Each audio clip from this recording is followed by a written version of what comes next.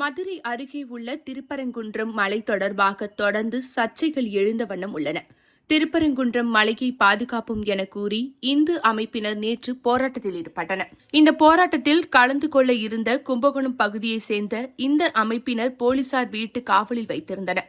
மேலும் சிலரை கைதும் செய்தனர்.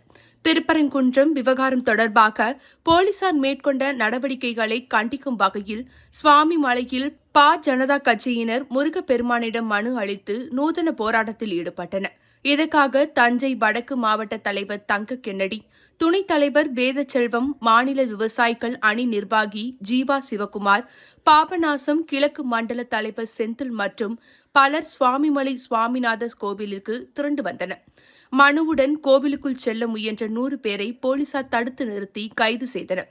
மேலும் அங்கு தஞ்சை மாவட்ட கூடுதல் சூப்பரண்ட் குமார், துணை போலீஸ் சூப்பரண்ட் கீர்த்திவாசன், இன்ஸ்பெக்டர்கள் மலைச்சாமி, சிவ செந்தில்குமார் மற்றும் ஏராளமான போலீசார் பாதுகாப்பு பணிக்காக குவிக்கப்பட்டனர்.